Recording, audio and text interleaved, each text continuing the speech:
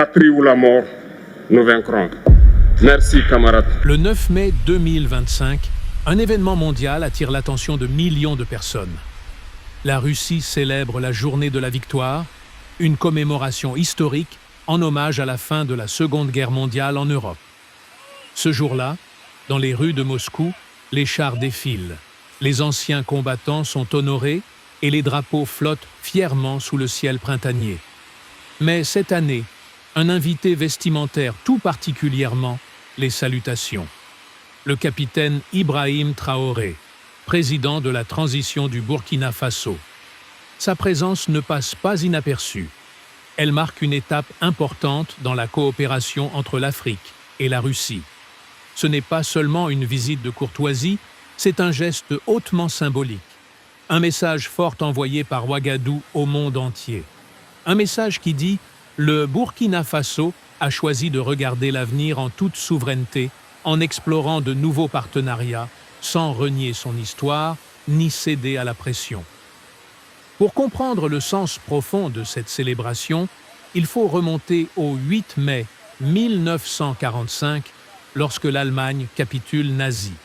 Mais à Moscou, en raison du décalage horaire, la victoire est probablement célébrée le 9 mai.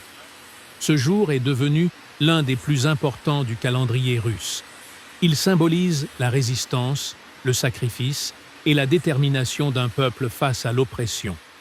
La guerre qui a coûté la vie à plus de 20 millions de Soviétiques reste gravée dans la mémoire collective comme une épreuve terrible, mais aussi comme une victoire porteuse d'espoir.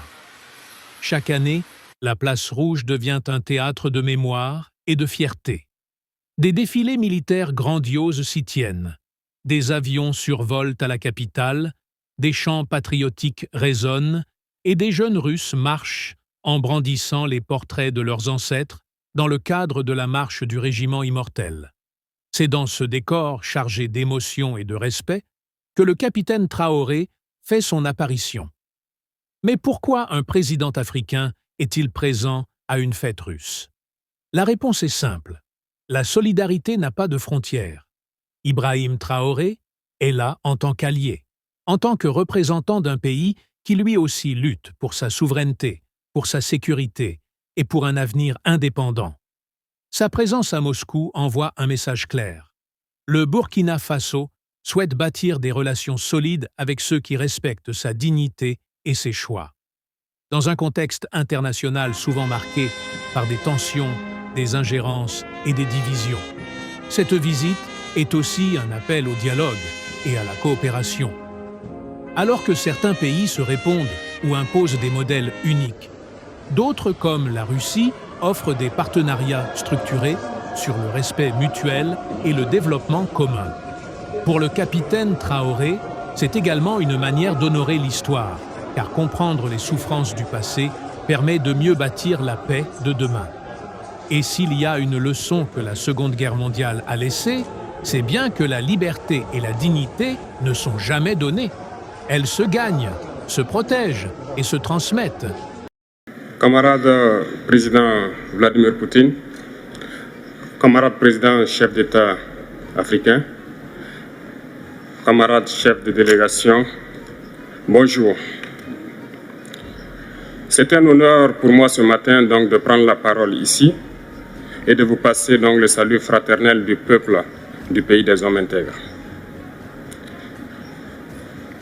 C'est aussi le lieu pour moi, avant tout propos, de rendre grâce à Dieu, Dieu Tout-Puissant qui nous a permis de nous réunir ici ce matin en bonne santé pour parler de l'avenir et du bien-être donc de nos peuples. Je m'en vais m'excuser auprès des anciens que je pourrais vexer dans mes propos à venir. Africanité oblige, les droits d'aînesse, je me dois de m'excuser. Camarades, j'ai quelques questions donc de ma génération, mille et une questions qu'on se pose. Mais nous n'avons pas de réponse. Et il se trouve qu'ici, nous pouvons laver donc notre linge sale parce qu'on se sent en famille. On se sent en famille en ce sens que la Russie est une famille aussi pour l'Afrique. C'est une famille parce que nous avons la même histoire. La Russie a consenti d'énormes sacrifices pour libérer le monde du nazisme pendant la Seconde Guerre mondiale. Les peuples africains, nos grands-pères, ont été déportés de force aussi pour aider l'Europe à se débarrasser du nazisme. Nous partageons la même histoire en ce sens que nous sommes les peuples oubliés du monde, qu'ils soient dans les livres d'histoire, dans les documentaires ou films. On tend donc à balayer le rôle prépondérant qu'a joué la Russie et de l'Afrique dans cette lutte contre le nazisme. Nous sommes ensemble parce que actuellement nous sommes là pour parler de l'avenir de nos peuples, de ce qui va advenir demain, de ce monde libre auquel nous aspirons, de ce monde sans ingérence dans nos affaires internes. Nous avons les mêmes perspectives et je souhaite que ce sommet soit l'occasion donc de pouvoir tisser de très bonnes relations en vue d'un meilleur avenir de nos peuples. Les questions que mes générations se posent sont les suivantes, si je peux me résumer. C'est de ne pas comprendre comment l'Afrique, avec tant de richesses sous notre sol, avec une nature généreuse, de l'eau, du soleil en abondance, l'Afrique est aujourd'hui le continent le plus pauvre. L'Afrique est un continent affamé. Et comment se fait-il que les chefs d'État traversent donc le monde à mendier? Voici des questions que nous nous posons et que nous n'avons pas de réponse jusque-là.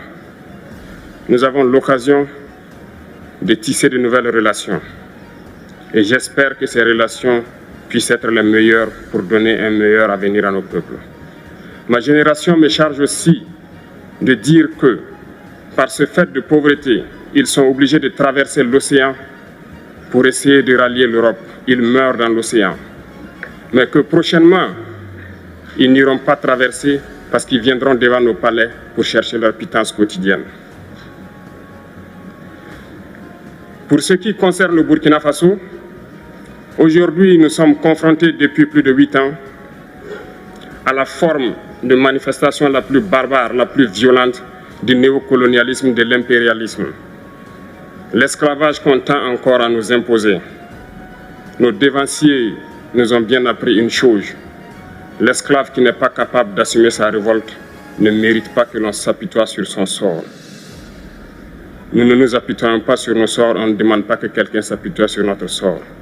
Le peuple burkinabé a décidé de lutter contre l'île terroriste en mesure de relancer son développement. Dans cette lutte, des vaillants peuples, des vaillantes populations se sont engagées à prendre les armes face au terrorisme, ceux que nous avons affectueusement appelés les VDP, des volontaires. Nous sommes surpris de voir les impérialistes traiter ces VDP de milices et de tout type. C'est décevant, parce qu'en Europe, lorsque des peuples prennent les armes pour défendre leur patrie, on les traite de patriotes. Nos grands-pères ont été déportés pour sauver l'Europe. Ce n'était pas avec leur consentement, contre leur gré. Et bien au retour, on se rappelle bien qu'à Tiaroy, lorsqu'ils ont voulu revendiquer leurs droits élémentaires, ils ont été massacrés. Cela ne fait rien donc.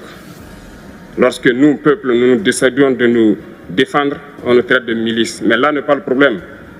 Ce qui est le problème, c'est de voir des chefs d'État africains qui n'apportent rien à ces peuples qui se battent, mais qui chantent la même chose que les impérialistes en nous traitant de milices, en nous traitant donc d'hommes qui ne respectent pas les droits de l'homme. De quels droits de l'homme parle-t-on? Nous nous offusquons contre cela et c'est honteux. Il faut que nous, chefs d'État africains, nous arrêtons de nous comporter donc en marionnettes qui dansent à chaque fois que les impérialistes tirent sur les ficelles. Hier, le président Vladimir Poutine a annoncé donc l'envoi de céréales en Afrique. Nous sommes bien contents. Nous lui disons merci pour cela. Mais aussi, c'est un message passé à nous, chefs d'État africains, parce qu'au prochain forum, nous ne devrons pas venir ici sans avoir assuré, pour ceux qui ne connaissent pas la guerre, l'autosuffisance alimentaire de nos peuples. Nous devons prendre l'expérience de ceux qui ont pu déjà atteindre cela en Afrique, tisser de bonnes relations ici et tisser de meilleures relations avec la Fédération de Russie pour pouvoir assouvir les besoins de nos populations. Je ne serai pas peut-être long, le temps imparti est très court. Nous sommes obligés de nous arrêter à un moment donné. Mais je voudrais terminer en disant que nous devons donc rendre hommage à nos peuples qui se battent. Gloire à nos peuples, dignité à nos peuples. Victoire à nos peuples. La patrie ou la mort, nous vaincrons. Merci, camarades.